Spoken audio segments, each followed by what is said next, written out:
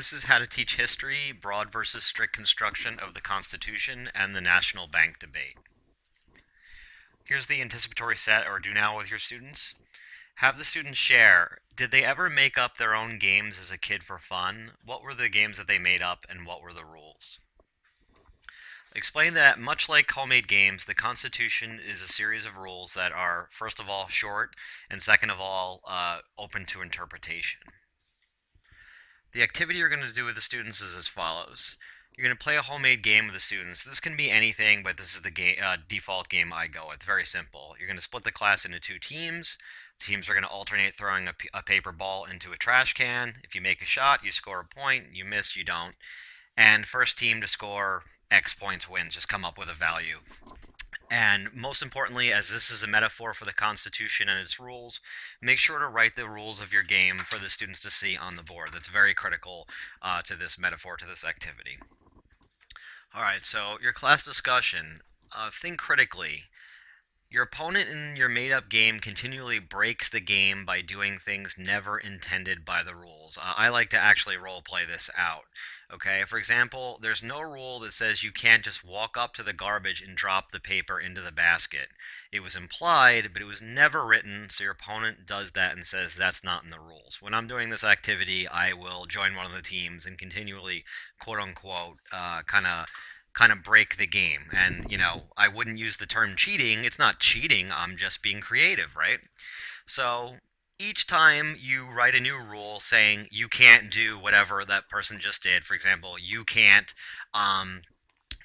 walk up to the garbage can and place it in, your opponent just does something else. So again, what I like to do, I like to role play it. I like to creatively, quote unquote, break the game and then take the specific time to walk up to the board and write a new rule and really emphasize how, really make sure you get the wording of this rule right and really make the students kind of groan. So each time you write a new rule saying you can't do X, your opponent just does something else. And of course, you can jump in here. For example, after you make a line you cannot cross when shooting, and you write that up on the chalkboard, and you say, this is a new rule, you use a long funnel connected to the garbage so you can't miss. All right, so the question you're going to have to come up with your students is, what principle can you come up with that will solve this ongoing problem? Okay, what principle can you come up with that will make it so that you don't have to constantly deal with the problem of somebody creating a new way to basically cheat the game or be creative and basically break the game, and then taking all this time to write these rules on the chalkboard. Give your students some time to think about this. This is, for many students, it should take them a few minutes to actually come up with the idea. All right, and the answer, and it's very important that you discuss this with them, is that instead of constantly making up new rules, use the following principle of interpretation. Players can only do what is listed in the rules and nothing else. In other words, if it's not in the rules, you can't do it. So then you can go back to your examples. Do the rules mention a funnel? No. Do the rules say you can just walk up, walk up and place the paper in the garbage can? No. So you can't do it. All right, that's going to shut everything down. And then this brings you into your first note. Now, just a quick note that there are a lot of notes in this lesson which I don't like, so what I would probably recommend is actually just printing these out for the students and reviewing them, maybe reading them aloud, and they'll be able to use these printouts later for their written assignment, which is pretty challenging. All right, so strict interpretation of the Constitution. This is like the principle we just discussed. All right, it is supported by Thomas Jefferson. It says that the government cannot do anything unless it's specifically stated in the Constitution. Specifically, the federal government cannot do anything unless the Constitution specifically says so. So it's not written in there, then the federal government can't do it. And why is this a good thing? I like to ask the students, why is it a good thing? Because it restricts government abuses and tyranny, okay? Can the government take your house away? Well, no, it can't unless it specifically says in the Constitution that it can.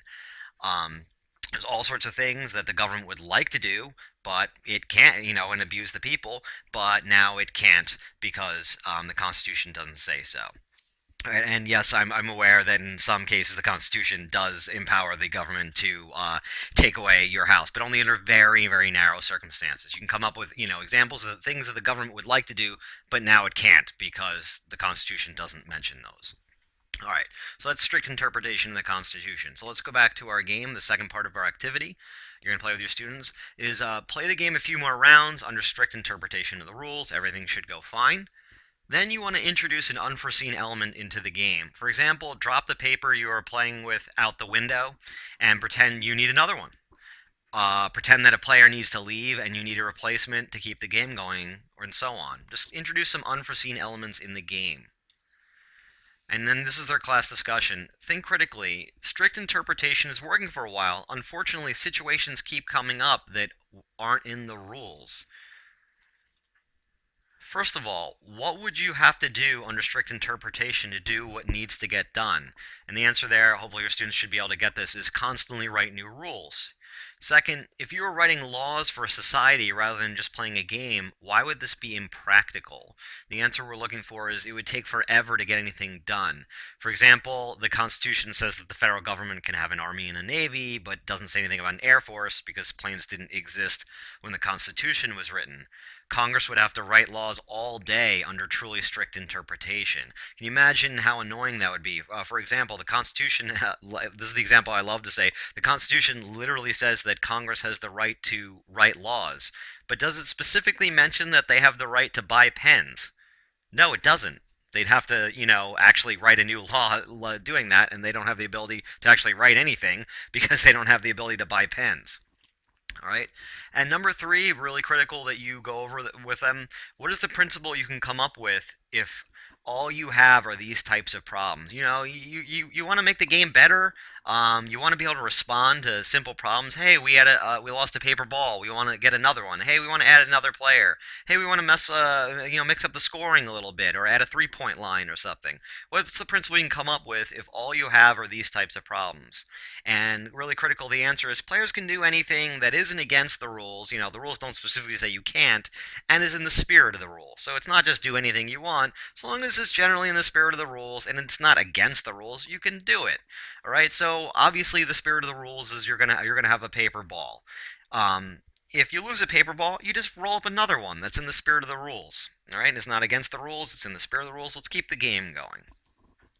And how that relates to broad interpretation of the Constitution. This is supported by Alexander Hamilton, and he said that government can do anything that isn't banned by the Constitution, isn't in the spirit of the rules in the Constitution. All right. So if the federal government isn't prohibited from doing something in the Constitution, and the Constitution generally hints at that that's what the federal government should be able to do, then it can do it.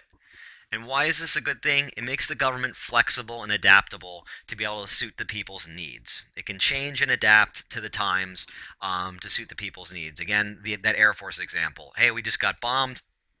Let's imagine planes were invented for the first time years and years and years after the Constitution is made.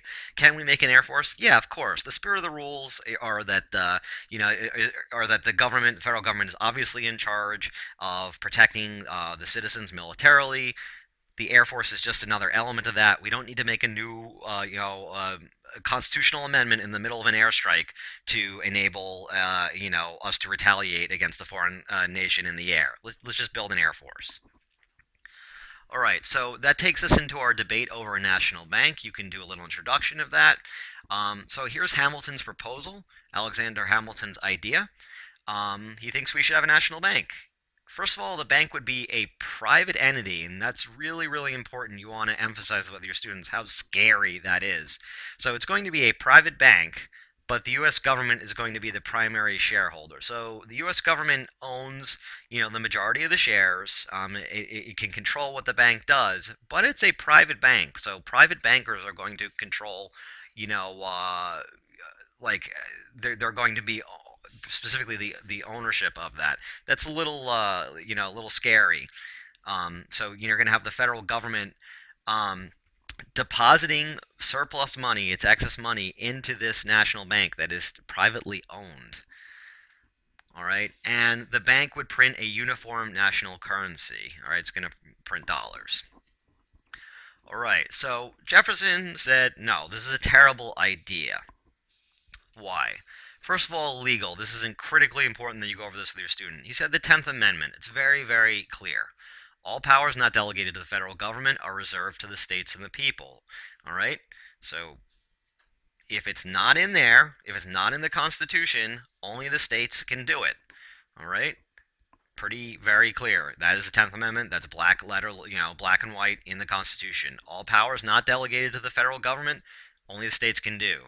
The Constitution doesn't mention a bank, so only the states can make a bank. I'm sorry, federal government. If you'd like to make a bank, you need to amend the Constitution to allow them to do that. All right? This is, in a nutshell, strict interpretation. Strict interpretation, Jefferson said that's the best way to possibly interpret the Constitution, and the 10th Amendment mandates that you interpret the Constitution strictly. All right, he believed what else? He also believed that the nation should be agrarian and not commercial. He thought that national influence would be dangerous to the economy, that local governments know better. If you have one national bank exerting influence over the economy, if that bank crashes, the whole economy crashes. He thought that local governments would be better. And lastly, the bank would lead to corruption among government officials. All right. On the other hand, Hamilton was pro-bank. His legal theory was found in Article 1, Section 8 of the Constitution. It says Congress may pass any laws necessary and proper to carry out its duties. So, for example, the Constitution is not going to spell out all the specifics on what Congress can and can't do and what the president can and can't do. It's if we're going to lay out the generals, and then the Constitution says that if it's necessary and proper to do that job, then you can do it. All right? He also said in the Constitution, Congress is given the right to regulate trade. Creating a bank would help the government regulate trade. So it is necessary and proper to regulate trade by having a bank. You can't really regulate trade without having a bank. The other benefits here are that the funds would remain in circulation and that would aid the economy. People's deposits would give them a stake in the national government. And having a stable, uniform currency would help aid American businesses. All right, here's your student's assignment. You're an American citizen in the newly formed United States. Alexander Hamilton and Thomas Jefferson are arguing over whether or not the federal government legally can create a national bank, and furthermore, whether or not that would be a good or a bad idea for the country. In a well-written paper from your character's perspective, explain the following. Would a national bank be constitutional or not, and why? Would the national bank be a good or bad idea for the new nation's economy, and why, regardless of its legality? Would it be good or bad idea for the nation's economy? And lastly, what is the best way to interpret the Constitution? Broad interpretation or strict interpretation, and why?